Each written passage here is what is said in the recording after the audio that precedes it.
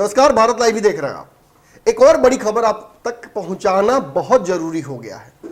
खबर क्या है आप बेहतर समझ सकते हैं। बिहार की राजनीति में इस वक्त सबसे बड़ा मुद्दा ओबीसी की जनगणना का है। भाजपा की आम राय से इतर बिहार में विपक्ष की सारी पार्टियां ये तय कर चुकी हैं कि एक कॉलम ऐड तो कराना ही पड़ेगा इस जनगणना में। जो अब तक होता आया है उसे बदलना होगा और इसे बदलने के साथ ही बिहार में एक बड़ा राजनीतिक रास्ता बन जाएगा जिससे गुजर कर सत्ता तक पहुंचने का एक बढ़िया सुगम व्यवस्था हो सकता है। लेकिन इस ओबीसी जनगणना ने व्यापक असर क्या डाला है?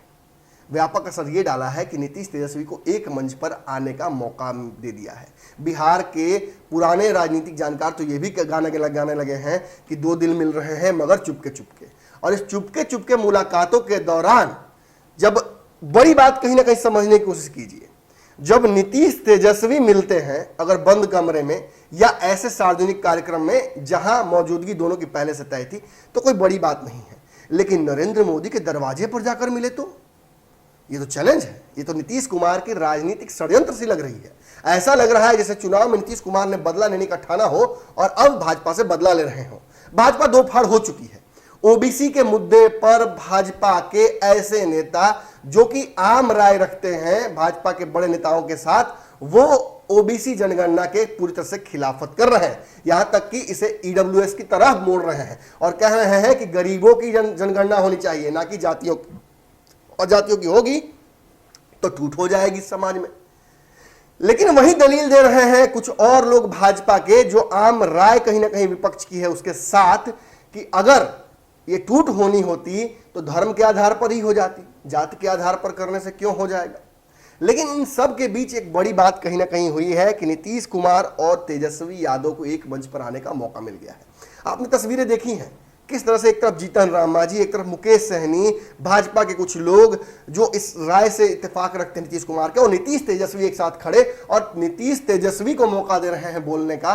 वही तेजस्वी जिसके चलते 2017 में सरकार गिराई थी और फिर 18 से लेकर 19 तक चुनाव की तैयारी की, फिर 20 में चुनाव में पटकनी देने की तैयारी की। उसी तेजस्वी यादव को जिसको सदन में कहा था कि तुम मेरे भाई समान मित्र के पुत्र हो, उसी तेजस्वी यादव के साथ वो खड़े नजर आते हैं तो कहीं ना कहीं राजनीतिक जो सकटाहट है बिहार की राजनीति में वो बढ़ जाती है।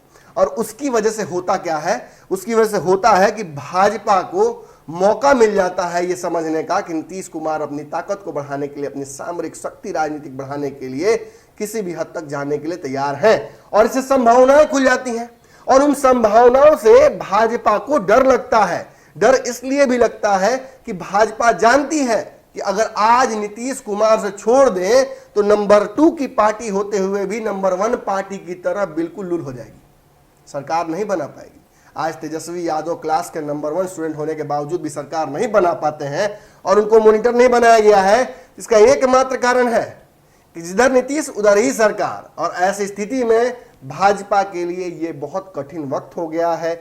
जानते थे नीतीश कुमार, मैंने चुनाव के वक्त भी आपको कहा था कि आज नीतीश कुमार को कमजोर करके भाजपा अपना एजेंडा पूरा नहीं कर पाई है। भाजपा अगर नीतीश कुमार को निस्तनाबूद कर देती, पूरी तरह से अपंग कर देती बिहार की राजनीति में, उनका स्थान छीन लेती तो शायद आज परिस्थितियां अलग होती। लेकिन भाजपा जिस एजेंडे में थी उसमें वो सफल नहीं हो पाई और उसकी वजह से क्या होता है कि अब नीतीश कुमार के पास ये मौका है कि वो भाजपा द्वारा किए हुए राजनीतिक कार्यों का चुनाव के दौरान बदला भी ले लें और बिहार भाजपा में बड़ी सेंधमारी भी कर दें। जनक राम हो या सुशील मोदी, इन सभी को अपने पाले में तो उन्होंने कर ही लिया है। कहीं ना कहीं इसकी वजह से भाजपा हाई अलर्ट मोड में हो गई है। और खबर हम में जो अंदर की आई है वो ये है, आप इसे ध्यान से सुनिएगा, कि गिरिराज सिंह को बिहार में एक बार फिर से फ्री हैंड मिल सकता है। जनसंख्या नियंत्रण कानून को लेकर गिरिराज सिंह एक बार फिर से एग्रेसिवली सामने आ सकते हैं और इसका हिंट संजय पासवान ने भी दे दिया है और उन नेताओं ने भी दे दिया है जो कि बिहार की राजनीति में भाजपा की तरफ से अब मुखर होकर बोलना शुरू कर चुके हैं। हरिशंकर ठाकुर ने तो ये कह भी दिया है कि गरीबों की जनगणना कीजिए ना मालिक, ये ओबीसी जनगणना करके क्या साबित करना चाहते हैं। ऐसी स्थिति में बिहार भाजपा पूरी तरह से हाई अलर्ट मोड में है और वो जानना चाहती है कि आखिर नीतीश तेजस्वी में ये जो मुलाकातें हुई हैं इसका राजनीतिक असर बिहार के प्रक्षेप पर क्या पड़ेगा। तो इस खबर में इतना ही, अगली खबर में जल्दी ही मुलाकात करते हैं। उम्मीद करते हैं हमारी खबरों का जो रस है वो आप तक पहुंच रहा होगा सही। अगर पहुंच रहा हो तो कमेंट में जवाब दीजिए, ताकि हमें भी पता चल पाए कि हमारी खबरों से आप इत्तेफाक रख रहे हैं। धन्यवाद। अगर ये वीडियो पसंद आई और वह बिहार के राजनीति और बिहारियत से सरोकार रखेनी तो सब्सक्राइब बटन दबा के चैनल के सब्सक्राइब कर ली। ओजे एगो घंटी बा, ओकरा बटन दबा देला से कुल सटीक और मारक खबर रुआ मुफ्त में मिल जाई। अगर रुआ पत्रकारिता के हमनी के नया प्रयोग में सहयोग कर चाहतानी तो ज्वाइन बटन दबा दी। पेटीएम नंबर नोट कर ली 9386816700। धन्यवाद।